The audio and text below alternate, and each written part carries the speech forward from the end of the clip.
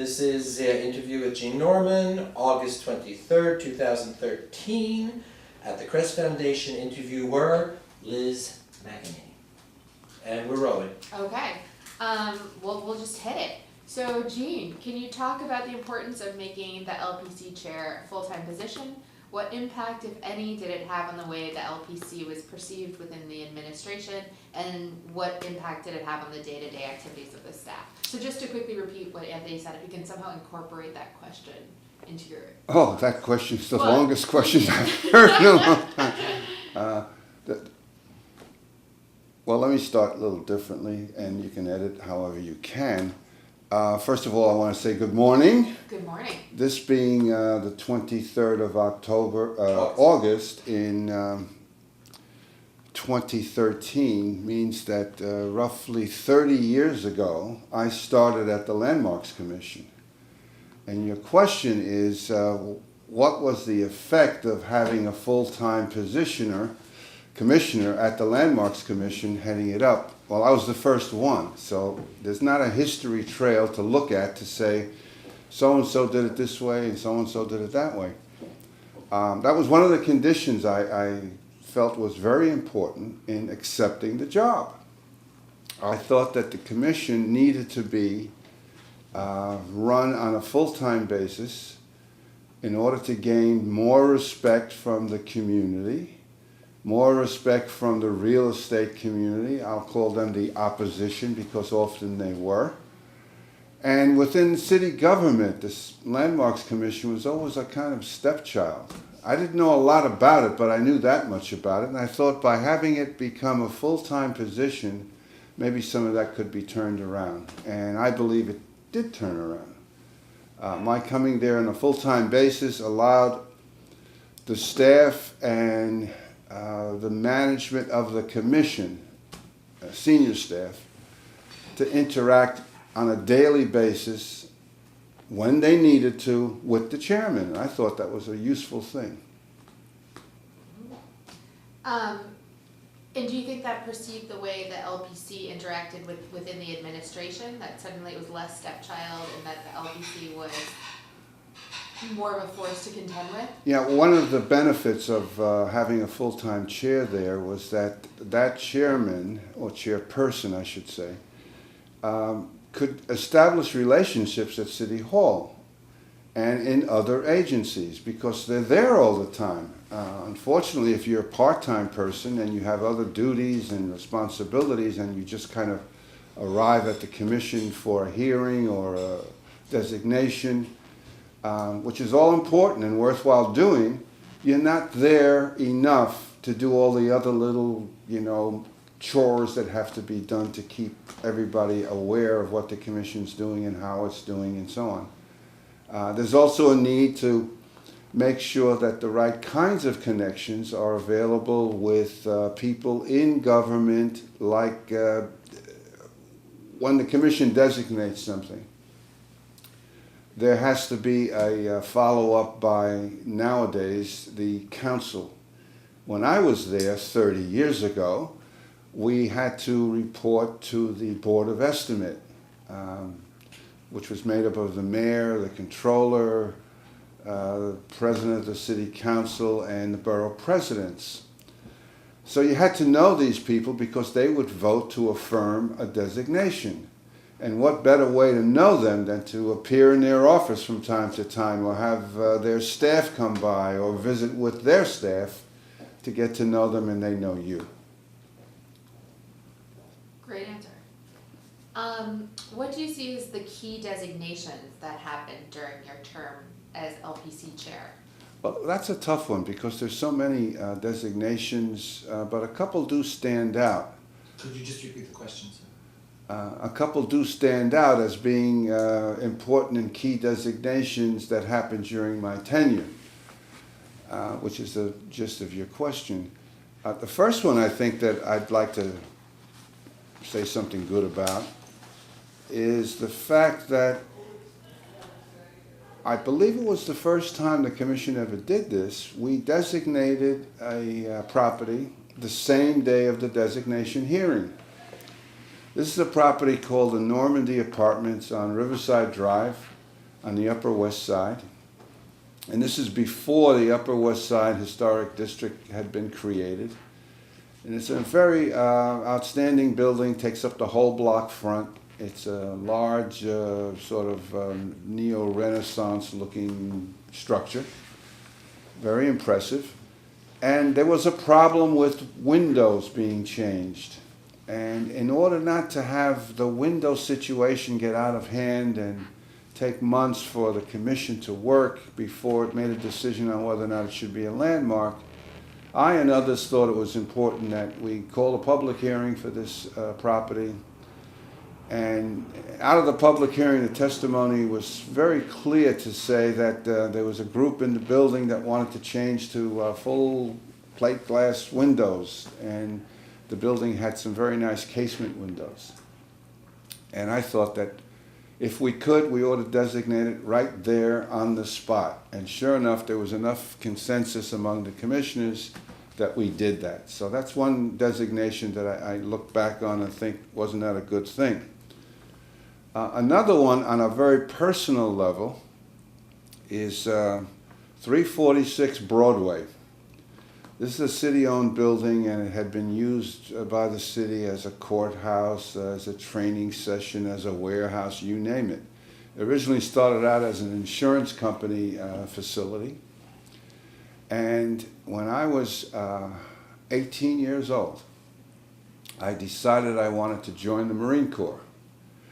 And I had to report to 346 Broadway on a sort of chilly October morning with my meager possessions, stand in the hallway with a huge Marine officer presiding, raised my right hand, and became enlisted in the Marine Corps, where I stayed for 8 years. So I always look back on that building with a special amount of pride that somehow fate made it so that years later I was instrumental in having it become a New York City landmark. Not because of what happened to me there, mind you, it's because the building was a terrific building, outstanding, and if you don't know it, you should go see it. It's a great building.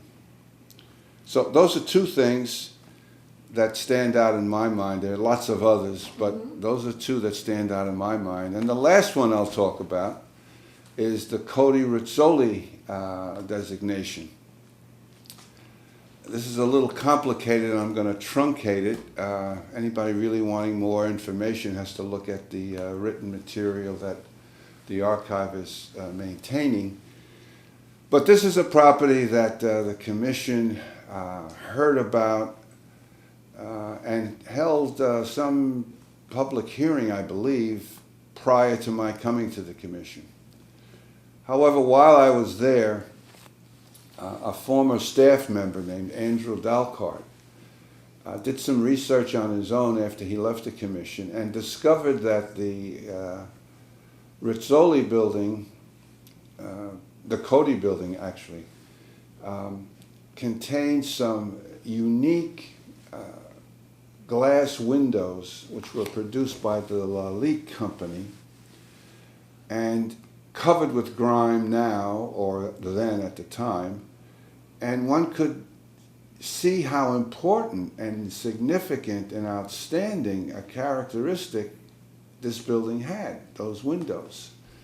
To say nothing about the scale of these two commercial buildings that were side by side on Fifth Avenue between 54th and 55th Street, I think. And we began to get more interest in it, and lots of letters came in and information about the importance of saving these two buildings, because a developer was about to demolish both of those buildings and use that site to erect a fairly substantial, well-designed, high-rise office building by the firm of Cohn, Pedersen, Fox, I believe. Through a stroke of good luck, they didn't file their papers quickly enough at the buildings department for the demolition work, and the landmark staff was able to put a hold on those buildings, and we started the process for a designation hearing. And sure enough, The hearing was held. Demolition did not happen. The hearing was held. Everybody on the hearing list got up and spoke about the virtues of the building. The people who were about to buy that property, or maybe they bought it at that point, they complained bitterly about how they felt that they had been ambushed by the Landmarks Commission. Not true, but they thought so. Bottom line is that the property got designated, and we came up with an idea that said you could do both on this site. And I've often said this, you can do both. You can have preservation and you can have new development. And anytime you have that possibility, it should be pursued. It turns out that by maintaining the first 50 feet of the two buildings, you still had enough of a building footprint to let those buildings live and to incorporate them into the lower floors of the new building, which would rise behind them. So as you walked along Fifth Avenue on the sidewalk, you would not feel that these two buildings had been incorporated in a way to the new construction that they didn't have a presence anymore. And if you don't think I'm right, go there. Look at these two buildings and you'll feel that these two buildings are, in fact, individual standing buildings. And right behind them is the office tower, which runs along parallel to Fifth Avenue and then turns the corner onto 55th Street where its entrance is. So that's an example of how designation can happen, and I like to look back at that and think that it was a good thing. There's a department store, Henri Bendel, in the building now, and it uses those two buildings as entryways into the shopping area. It's a very attractive way to maintain an entrance to a department store on Fifth Avenue.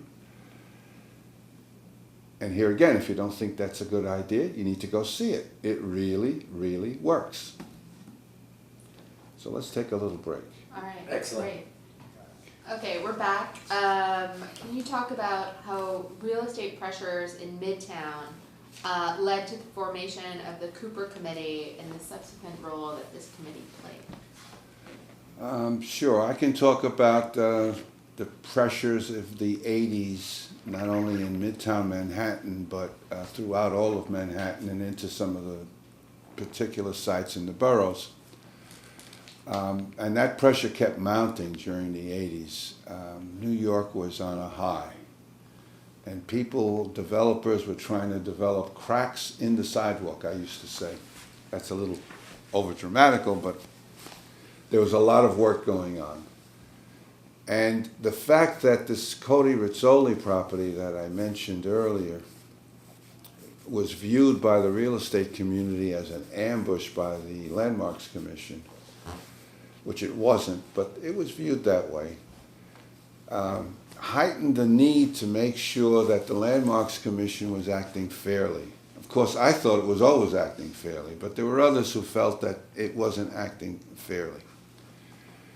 So to make sure that the procedures and the steps necessary for designation were better understood, the mayor's office felt it was worthwhile to create a committee.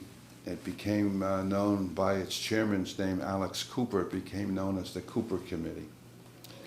And it consisted of talented people, architects, people involved in the real estate business, and some of the Landmark staff, myself included from time to time, met with them to make sure they understood the various steps involved in landmark designation.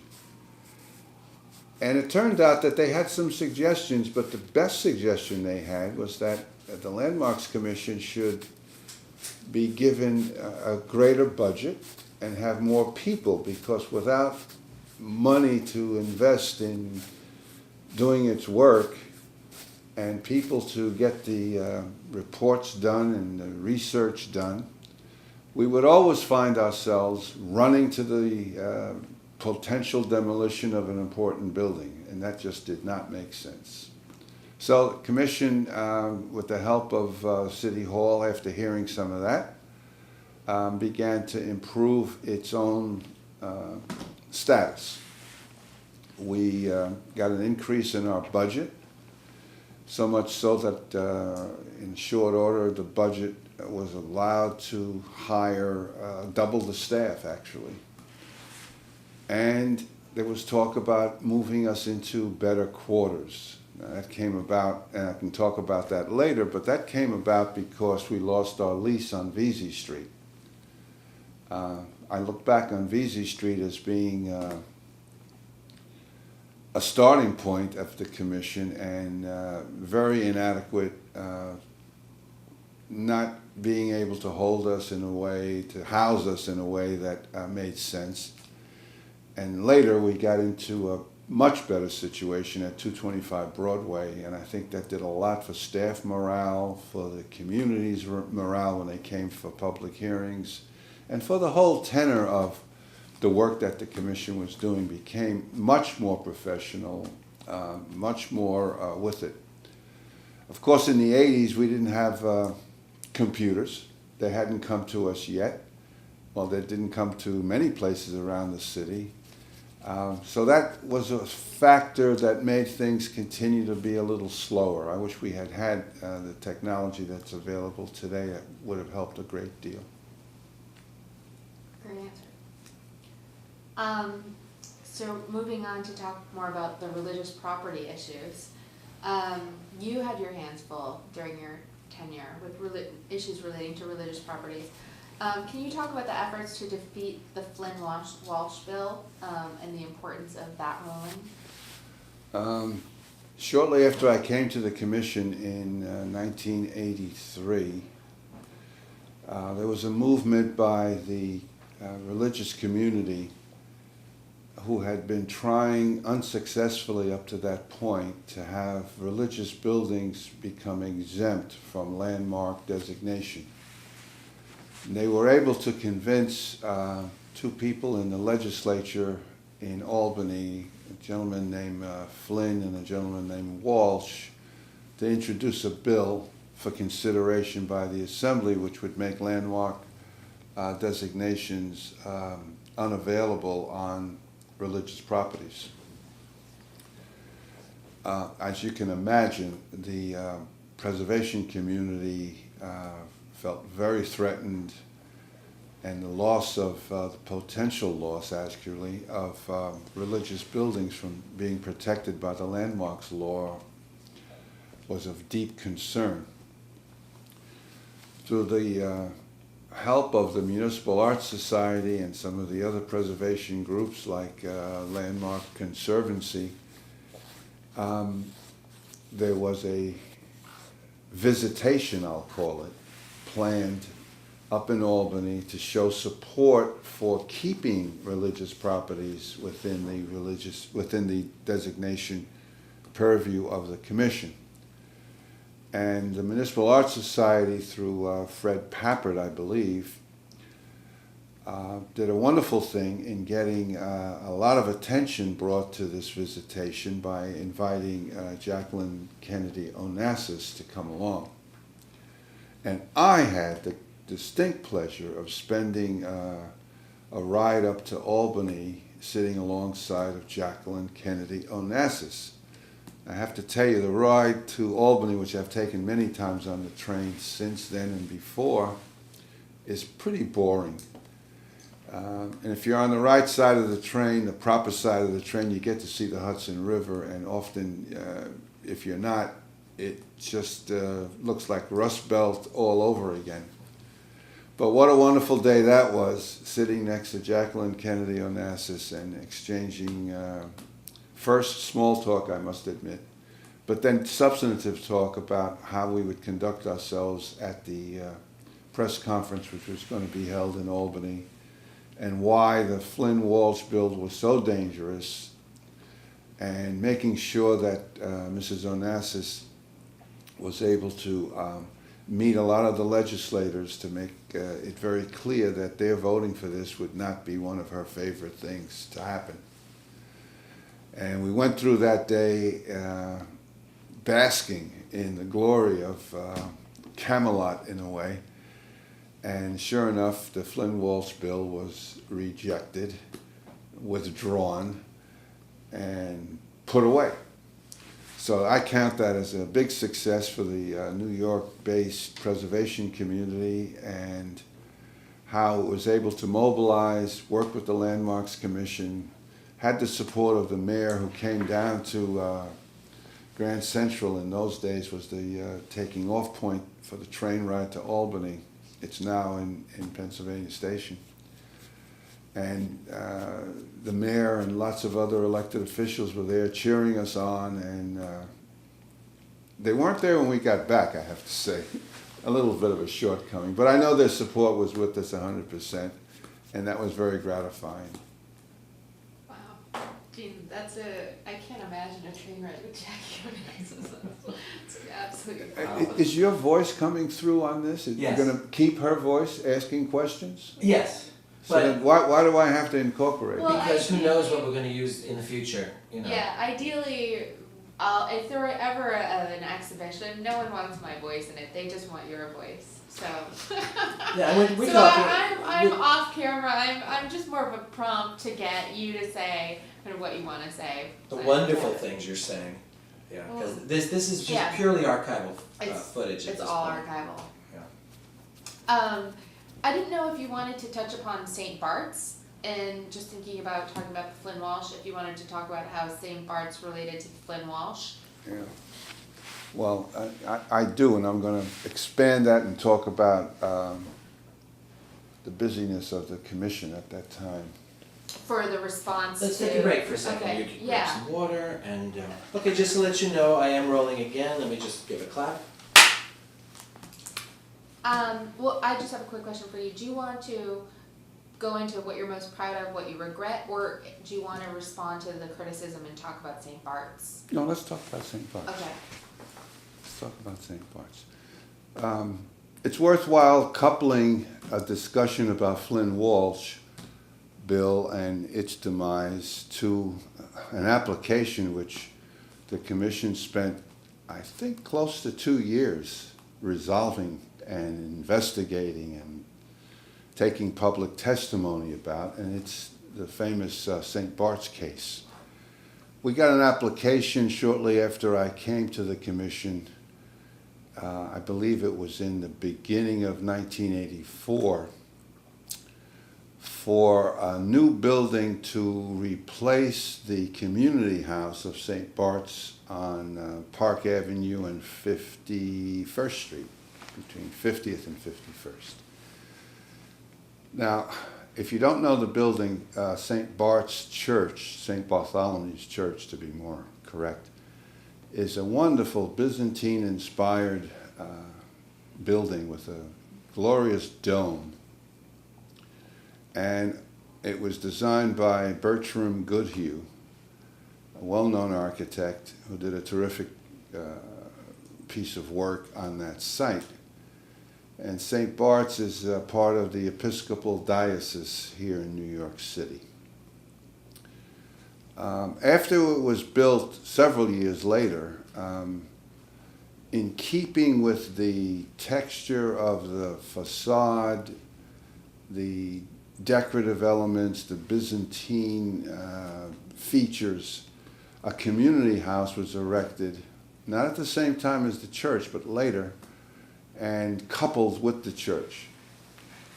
And so the two buildings stood together, and if you didn't know better, you'd think that they were all built as one. Those two buildings were designated as New York City landmarks. And the church was now applying to have the permission under appropriateness to demolish the community building and erect, I think it was a 40 or 50-story office building. Now, keep in mind that the commission's major job is to make sure that landmarks are protected. But in doing that protective work, it was always understood and desirous, actually, to allow owners to make changes to their buildings that the commission would find to be appropriate. And that's where the rub comes in. What does appropriate mean in the minds of the viewer? We at the commission and the commissioners themselves all had a good concept, I believe, of what appropriateness was. And we always tried to approach an application with an open mind, hoping and believing that it was possible for an appropriate solution to come about regarding an addition to a landmark site. So when the conditions were right, the application came to the commission and we began holding public hearings. In fairly short order, I think most of the commissioners felt that it was inappropriate to create an office building after demolishing the community house, which was an integral part of the site, and the church. And we finally voted to turn it down. The church decided that they would try to modify their design, and they did submit a new application. I believe they submitted 2 new applications. Each of them were also turned down. The church then decided that what they could apply for was the demolition of the community house based upon the hardship provisions of the landmarks law. And that brought us into direct activities of trying to understand their full-blown application for the demolition of the community house and the replacing it with an office building. The church had to submit to us lots of material and information describing why the building as currently arranged was not suitable, just to make alterations to it to fulfill its mission. And the public hearings that accompanied those applications, or that handicap application, I don't mean handicap, that hardship application, were very, very contagious, testy, and full with a lot of statements being made about how we on the commission, the commissioners themselves, were impeding the spread of religion and the maintenance and care of their parishioners, and we should be ashamed of ourselves. And I clearly remember one clergy person saying, as part of his testimony, that we should be damned to hell by preventing or trying to prevent them from going forward with this wonderful good works project.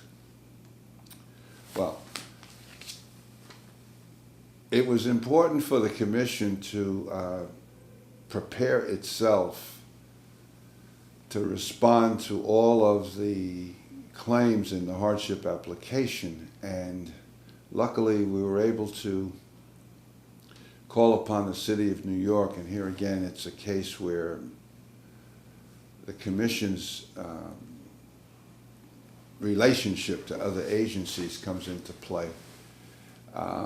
As luck would have it, I used to work with the commissioner of Department of General Services at the Urban Development Corporation before coming to Landmarks, and we were good friends, and I approached him and sought his help. He had a staff of engineers and architects that were well versed in economics and cost-benefit analysis and those kinds of things, and he agreed to work with the commission staff to respond to the things that were being said from a design point of view and an engineering point of view on the building, and why it was imperative for the church to be able to demolish the community house and move forward with this office building that was going to generate income to allow them to continue their mission.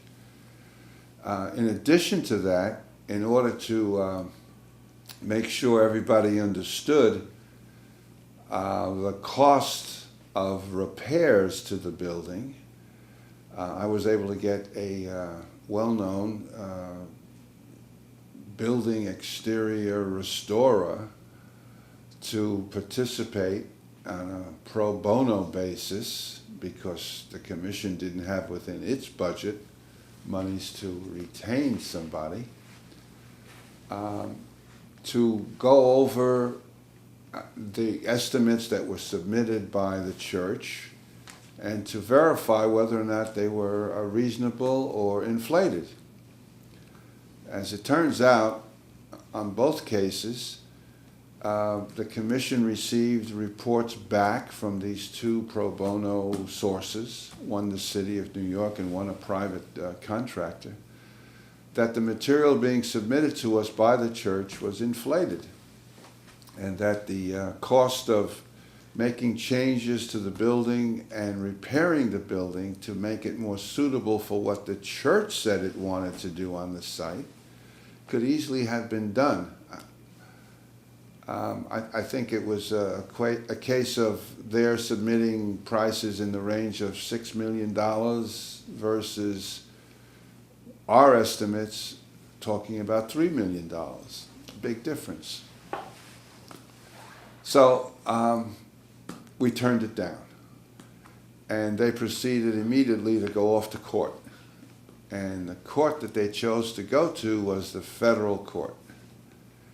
And without making this wonderful story any longer, if you have time, you should look into it, read the materials, and understand how people on the commission staff, like Dorothy Miner, our counsel, and the head of our preservation department, and head of our research department, Marjorie Pearson, and Bill, whose name I forget, head of preservation, all worked together in a lockstep way of showing that we did the right thing.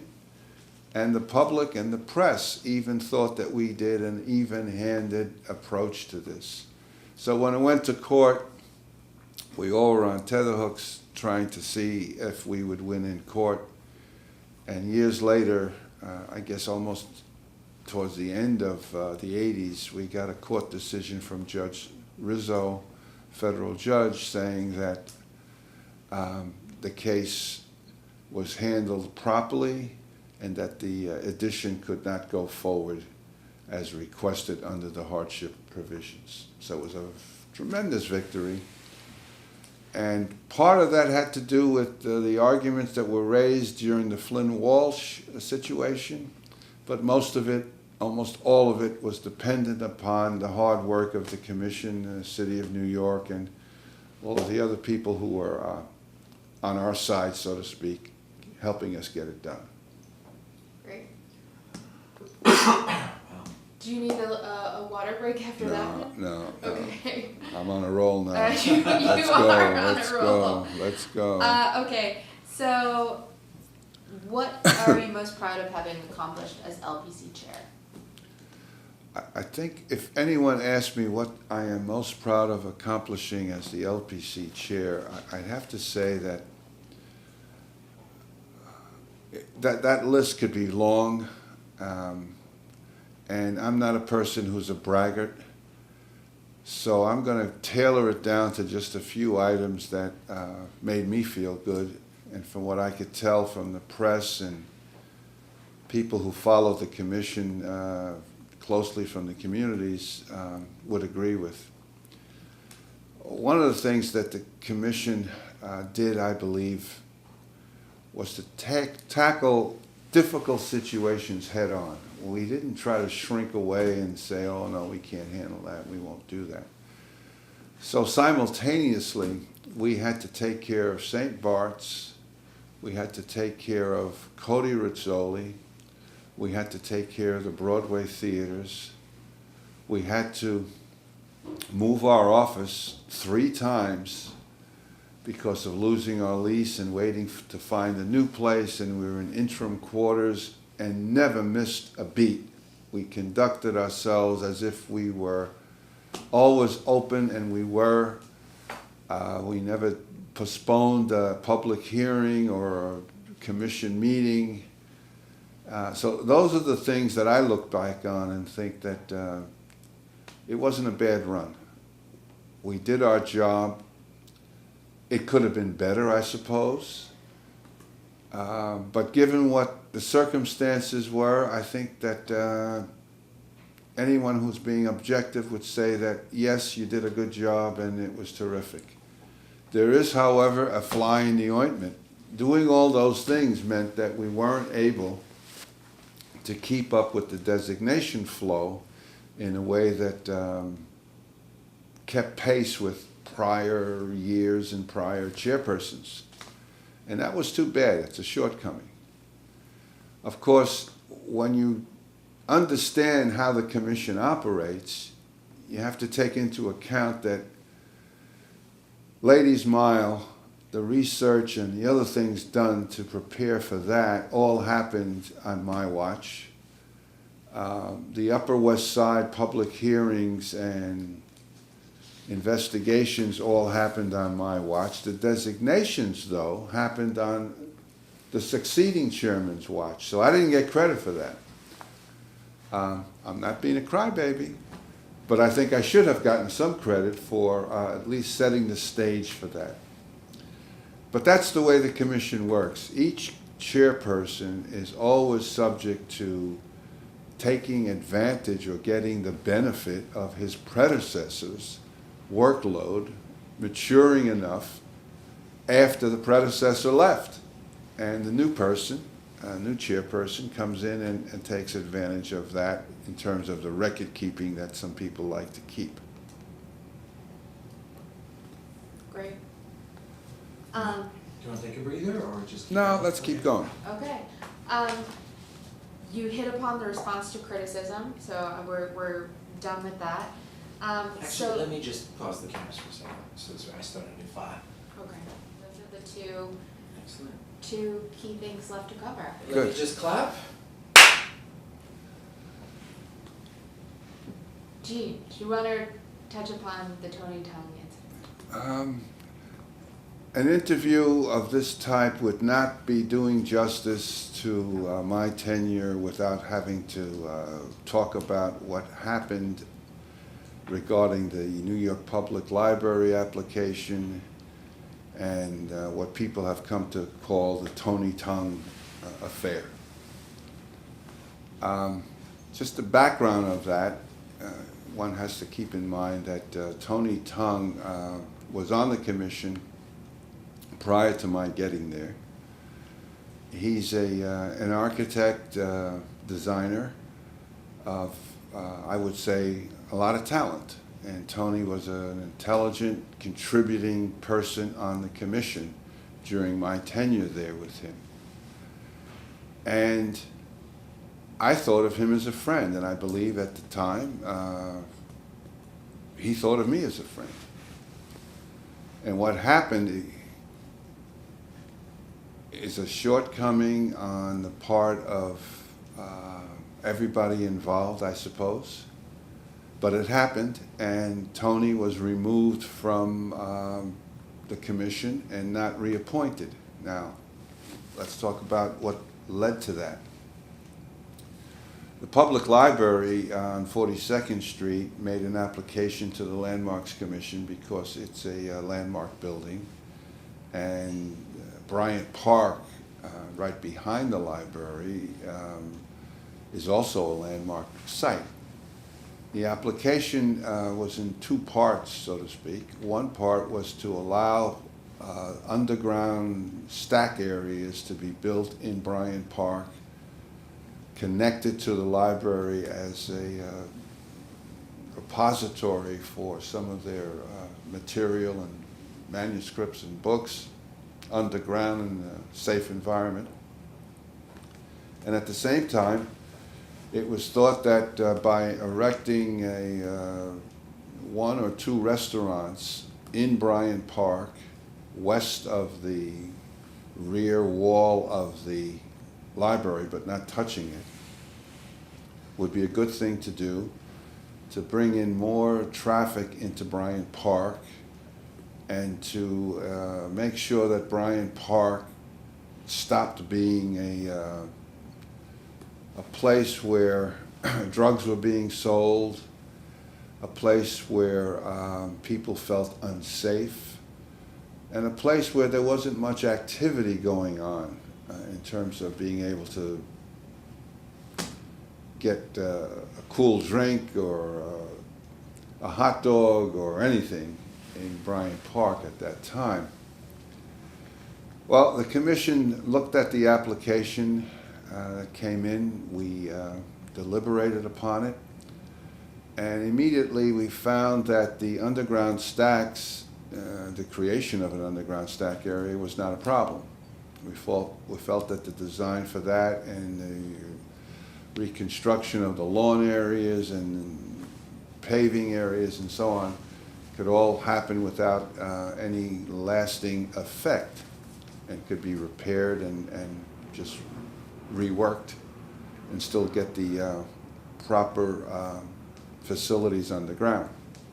On the other hand, the restaurant structures, which were designed by the firm of Hardy Holtzman Pfeiffer, I only throw that in because they were nicely designed structures, but they were not compatible with the rear of the public library building, because that building was designed so that the stack areas faced out on Bryant Park, and in fact the fenestration for that area on the building was a series of slit-like vertical windows which formed the aisleways between the stack areas. So it was a reflection of form following function,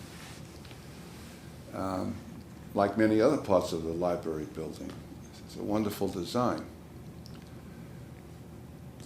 We on the commission unanimously voted not to send back a positive report for the inclusion of restaurant facilities at the rear of the library building. And I want to just say that again, it was a unanimous vote that was taken. Somehow people forgot that and made it seem as if there were two factions voting, and there was a faction led by Tony Tung saying that you shouldn't do this, and a faction led by, I don't know who, maybe me, well, that's incorrect, saying that because it was the city project, let's go ahead and do this, forgetting about the harm that it was doing to the library building. That's speculation on my part, but I've heard people sort of say that. In any event, it was a unanimous decision, one that I knew was not going to make people at the library or the Bryant Park restoration area or City Hall very happy about. And you have to keep in mind that when the commission does an application, takes action on an application by city-owned property submitted by a city agency, it's a report that goes back that's not binding in any way. When we do an application for private ownership, our action is a binding action, and the ownership has to abide by what the decision of the commission ended up being. On the other hand, if it's city-owned, it's a report that goes back and not binding, and the agencies involved usually follow the report but don't have to. Well, that caused some confusion, but what I just stated is in fact what happened. The next thing that happened is that shortly after that, there was a hue and cry coming from various sources about how the commission acted inappropriately and should have let this restaurant scheme go by. And Tony Tung called me up and said that he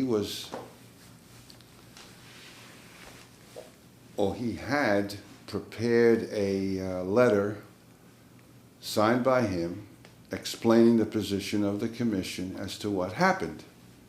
And that letter was going to be published in the New York Times on its op-ed page.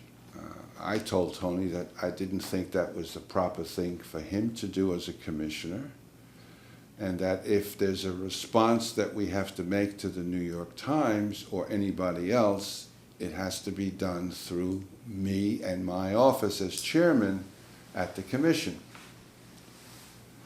In a subsequent phone call shortly afterwards, Tony told me he was withdrawing the letter and it would not be published. I thought that was a good thing. But it made me question Tony's judgment as to who would be the spokesman for the commission. And as it turns out, Tony was also up for reappointment. And I was of a mind to allow that to happen up until this incident. And once this incident happened, I felt that it was a question of judgment, that I did not any longer support Tony, and he was not reappointed. That created a firestorm.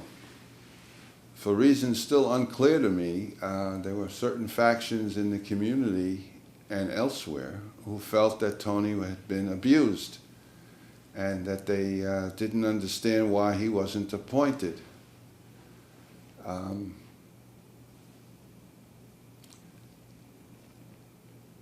I guess people still think that way in some instances, but time heals all sorts of wounds. It was a difficult replacement that had to be found, difficult time to find a replacement for Tony.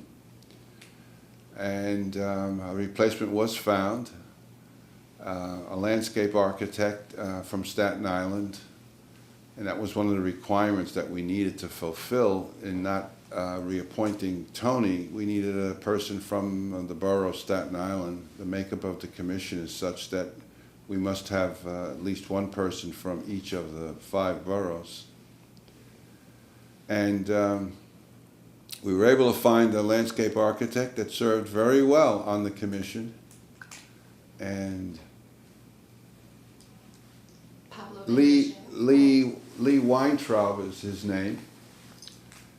And he, I think, did a very credible, outstanding job as a commissioner during my tenure while we were together on the commission. Tony Tung and I did not speak for a while because of what went on. And years later, I guess it was that we had a kind of rapprochement. And we speak to each other in amicable ways now. And I think we've put it behind us. And as far as I'm concerned, it's an unfortunate thing that happened. And I regret it. And it took a lot of energy away from doing other things at the commission while that was all going on. So I'm very sorry now that it turned out that way, but I still feel that I was in the right, and that the chairman of the commission is the one who has to speak and make a decision as to how the commission will respond to criticism, praise, or detrimental remarks being made in the press or elsewhere, and not individual commissioners on the commission. There should never be any confusion as to the actual official position of the Landmarks Preservation Commission. Gene. Hold on, we have one more question. We got one more question. That was just gonna be, okay.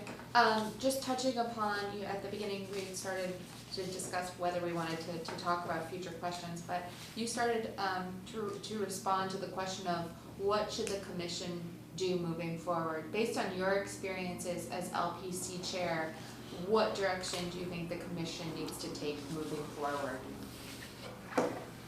Well, we're at the point now when this interview is starting to wrap up, and I guess I should indicate what, in my judgment, the Commission needs to do going forward.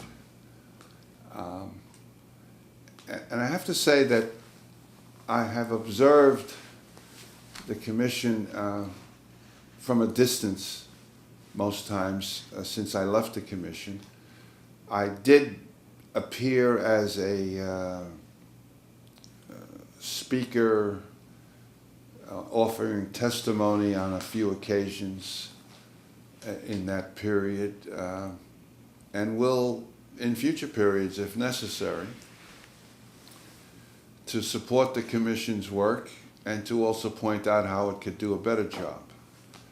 And one of the things that I think the Commission has to find ways of doing is to close the what appears to me to be a breach between the community and the actions of the Commission. Right now, the community appears to be in an adversarial position with the Commission time and time again.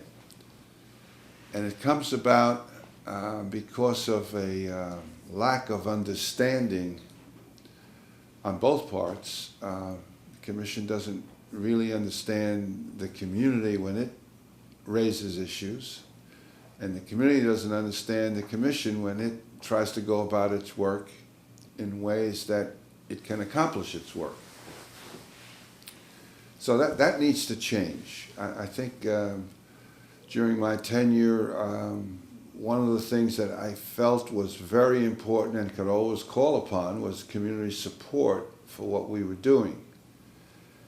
And while the community's positions on items was never the reason why we did something, we certainly paid close attention to what they wanted to do. And we had a lot of good dialogue with the community. And I think it ended up in ways of both of us, the community and the Commission, getting our work done in ways that made sense. So I'd like to see the Commission somehow find a way to